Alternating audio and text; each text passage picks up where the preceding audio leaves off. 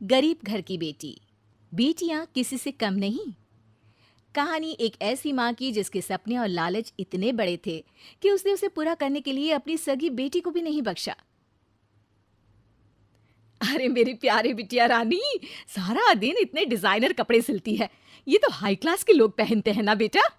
हाँ माँ, तभी तो इनके सिलने के लिए मुझे इतने अच्छे पैसे मिलते हैं। देखो माँ, अगले महीने घर में रंगीन बड़ा टीवी लगवा दूंगी। हाँ। अरे जीती रहे बेटा। वैसे कोई ऐसा काम कर जिससे एक बार में ही ढेरों पैसे आ जाए।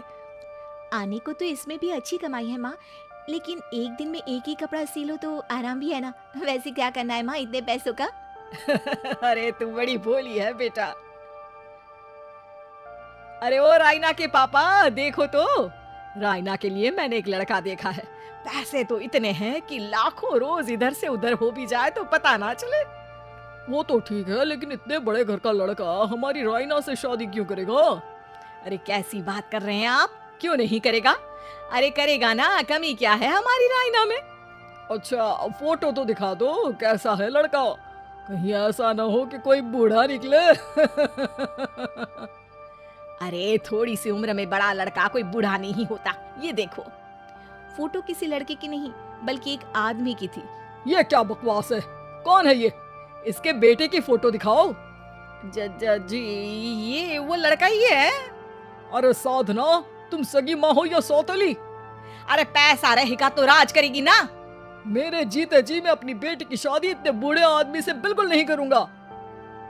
जब मैं अपनी बेटी के लिए लड़का पसंद नहीं कर सकती तो मेरा इस घर में रहने का अधिकार ही नहीं है। जैसे ही वो जाने लगती है कि तभी रायना वहां आ जाती है। माँ, आप जहाँ बोलेंगी मैं वहां शादी कर लूंगी, आप कहीं मत जाइए। और फिर रायना की शादी अपने से 11 साल बड़े राधा राम से हो जाती है। शादी के बाद एक दिन, अरे माँ, कैसे आना हुआ आपका? अरे बेटी, घर में आने के लिए कुछ सोचना होता है क्या? ये लो, पूरे 2 दर्जन केले हैं बेटा। शुक्रिया माँ। वैसे और बताइए। बेटा, तेरे पापा की तबीयत खराब हो गई है और तू तो जानती है कि उनकी कमाई कितनी है। अगर तुझसे कुछ पैसों का इंतजाम हो जाए तो। माँ, मेरे पास पैसे कहाँ से आएंगे? अरे वाह बेटी, तू तो गिरगिट की तरह रंग बदल रही है। अरे तुझे पढ़ाया लिखाया, तेरी शादी में पैसा लगाया, अब तेरे मायके वालों को जरूरत है तो तू ऐसे जवाब देगी? अरे अरे माँ, ऐसे मत बोल। मेरी मुंह दिखाए में जो पैसे मिले थे ना, वो मैं तुझे दे देती हूँ। लेकिन अगली बार से आपको जब पैसों की जरूरत हो तो आप कुछ दिनों पहले ही बता देना। अरे ठीक है ठीक है, तो अभी से सुन ले, अगले महीने भी पैसों का इंतजाम करके रखना, मैं आकर ले जाऊंगी। तभी वहाँ रायना की सास आ जाती है। अरे अरे समधन जी, कैसे आना हुआ? और कुछ खाया पिया आपने? अब जी वो केले लाई हूँ पूरे 2 दर्जन। अब बेटी के ससुराल आना था तो खाली हाथ थोड़ी ना आती मैं। कोई बात नहीं बहन जी, आराम से बेटी से बात करिए, मैं और भी कुछ खाने को भिजवाती हूँ। सास के जाने के बाद साधना भी पैसे लेकर घर आ जाती है। अब दिन बीतते हैं, साधना हर महीने रायना के घर आती और पैसे लेकर चली जाती। लेकिन एक दिन अचानक रायना की सास का फोन साधना पर आता है। बहन जी, जैसे भी हो आप जल्दी से हमारे घर आ जाइए ना। हमारी बहू रायना को क्या हो गया है? न बोल रही है न हिल रही है। हैं?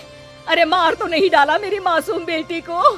साफ साफ बोल देती हूँ, मेरी बेटी को कुछ भी हुआ होगा ना तो मैं तुम लोगों को कंगाल कर दूंगी, क्लेम कर दूंगी करोड़ों का। अरे क्या हुआ भाग्यवान, कहाँ से करोड़ों आ रहे हैं? अरे मार डाला हमारी बिटिया को उन लोगों ने। हैं? क्या बोल रही हो तुम?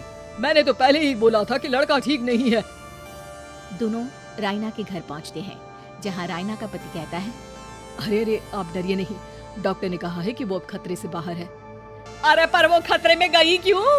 अरे क्यों मेरी लड़की को मारने की कोशिश की गई? अरे वकील करूंगी बड़े से बड़ा और सबको सड़क पर ले आऊंगी। अरे सौम्या की माँ में इतनी हिम्मत है कि वो अपनी बेटी को पाल ले। रास्ते में ले आऊंगी तुम लोगों को। हाँ। अरे माता जी, लेकिन डॉक्टर की बात तो सुन लीजिए। नहीं नहीं, मुझे किसी की बात नहीं सुननी मेरी बेटी। अरे सुन तो लो भाग्यवान कि क्या बोलना चाह रहा है तुम्हारा दामाद। जी दामाद जी बताइए, क्या हुआ है हमारी बेटी को? अरे पता नहीं, सारी सारी रात किसके लिए कपड़े सिलती रहती है और वो कपड़े जाते कहाँ हैं? अरे हम तो इतने पैसे वाले हैं, हमें तो कोई ज़रूरत नहीं है इसके सिलाई के पैसों की। मैंने तो कहा भी कि बिटिया अगर इतनी इच्छा है तो दिन में एक ड्रेस सिल लो, लेकिन मानी नहीं। आप ही की बेटी है, पूछिए आप, पूरे होश में है अब। हाँ, ये कहकर सास वहाँ से चली जाती है। अब कमरे में सिर्फ बेटी, माँ और पिता थे।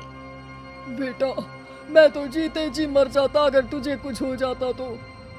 क्या बात है बेटा, ये लोग अच्छे नहीं, तेरा पति ठीक नहीं है बेटा। अरे नहीं नहीं पापा, ये तो साक्षात भगवान का रूप है। मेरी सास तो मेरा पूरा ख्याल रखती है। ये लोग बहुत अच्छे हैं पापा। अरे तो फिर क्या जरूरत पड़ गई मरने की?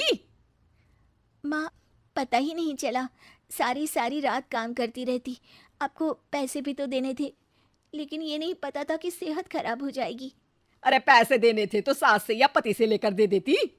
नहीं नहीं माँ, ये मेरे सम्मान के खिलाफ था। आप लोगों ने मुझे इस लायक बनाया है कि मैं आप लोगों की मदद अपने पैसों से करूं। पिता को साधना पर बहुत गुस्सा आता है, लेकिन साधना की आंखों में आंसू होते हैं। मुझे माफ कर दे बेटा, मैंने कभी नहीं सोचा था कि तू इतनी स्वाभिमानी निकलेगी।